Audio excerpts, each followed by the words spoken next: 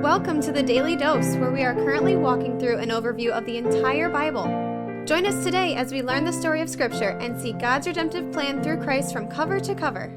Let's listen to Matt Reister, Director of Christian Crusaders and the Cedar Falls Bible Conference. Today we're going to be in John chapter 16, verses 1 through 15. This is where Jesus feeds the 5,000, and that is the only earthly miracle that is recorded in all four Gospels. Because of this, it's somewhat familiar. In fact, we've covered it in previous Gospels, but I think there's going to be some new stuff for us today. And before we get to that, I want to thank the Family Leader for being our 2023 Daily Dose Devotion sponsor. You can hear more about them in the announcements at the end of this podcast, and as always, thank you to the Family Leader for their support. John chapter 6, verse 1. After this, Jesus went away to the other side of the Sea of Galilee, which is the Sea of Tiberias, and a large crowd was following him because they saw the signs that he was doing on the sick. Jesus went up on a mountain, and there he sat down with his disciples. So Jesus is kind of with his disciples getting away from everybody. He's going up into the mountain to a solitary place. Many times, Scripture would tell us that when he went away like this, he would go to pray. But Jesus is more than a year into his ministry, and so large crowds are following him. They've heard the stories. They've seen the miracles. Continuing in verse 4. Now, the Passover, the feast of the Jews, was at hand. And this simple verse is significant for a couple reasons. Number one, Jesus' earthly ministry spanned 3 Passovers. We covered one of those Passovers in John chapter 2. Now, this mentions the second Passover of Jesus' earthly ministry in John chapter 6. That means a year has gone by between John 2 and John 6. And not only that, but during the Passover, many Jews would go south to Jerusalem. But here this large crowd is up in the north around the Sea of Galilee following Jesus. That's not terribly significant because not everybody went to Jerusalem for the Passover, but it's worth noting and a little bit ironic. While the big Jewish religious show is going on in Jerusalem, there's a few thousand people up here running around after Jesus because they've heard about who he is and what he does. Verse 5. Lifting up his eyes then and seeing that a large crowd was coming toward him, Jesus said to Philip, "Where are we to buy bread so that these people may eat?" He said this to test him, for he himself knew what he would do. Philip answered him, 200 denarii would not buy enough bread for each of them to get a little. A denarii is about a day's wage for a laborer. 200 denarii would be about 8 months' worth of wages. It says in the text that Jesus asked this question to Philip to test him. What do you think this test with Philip was all about? Well, I think that Jesus is presenting to Philip a situation that is impossible to be fixed humanly. And maybe he wants to hear how Philip approaches that. And Philip immediately goes to a human solution, but he realizes that it's impossible. We don't have enough money to buy these people even a little food.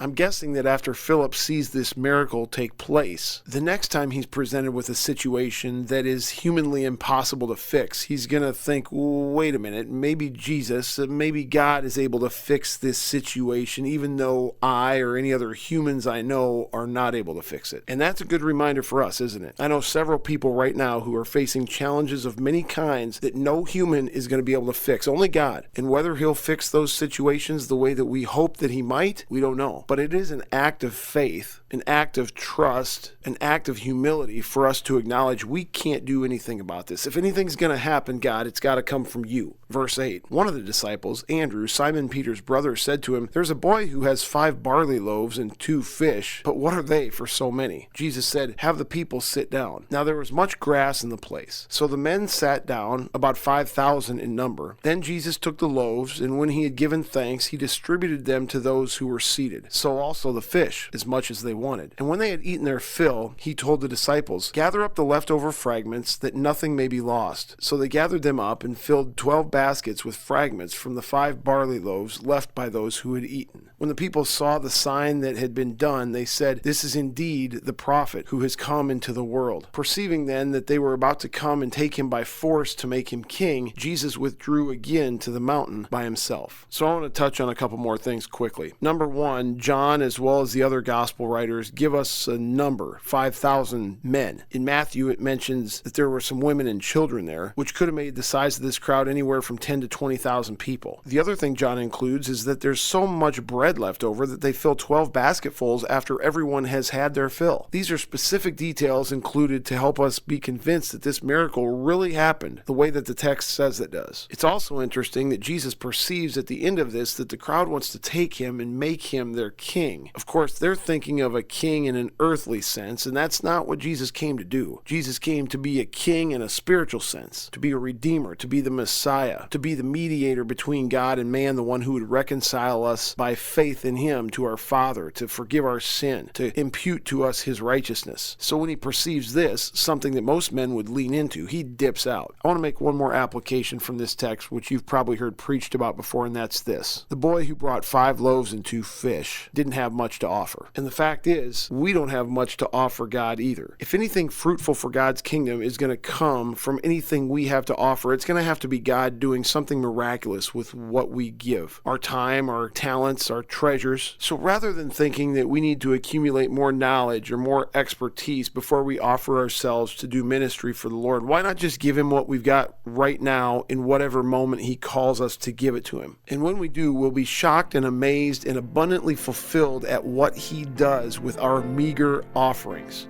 Come back next time for Jesus Walking on Water. Thanks for tuning in and have a great day. This is The Daily Dose, a podcast of Christian Crusaders Radio and Internet Ministry. Please subscribe on Apple, Google, or Spotify podcasts, or download the free Christian Crusaders app and share with a friend. Also, prayerfully consider supporting our ministry at ChristianCrusaders.org, where you can find our weekly 30-minute radio broadcast, airing on stations around the world since 1936, and where you can listen to our Conversations podcast featuring inspiring interviews with interesting Christians. Special thanks to our 2022 Daily Dose sponsor, The Family Leader. God designed 3 social institutions, the family, the church, and government. At The Family Leader, they are bringing all 3 together, honoring God and blessing our neighbors. Learn how and join them at thefamilyleader.com. We also want to highlight another special ministry partner, the Cedar Falls Bible Conference. Check out conference videos and schedule of events online at cedarfallsbibleconference.com and mark your calendars for Saturday, July 29th through Saturday, August 5th, 2023 for the 102nd Annual Cedar Falls Bible Conference. Thank you for listening, and may God richly bless you.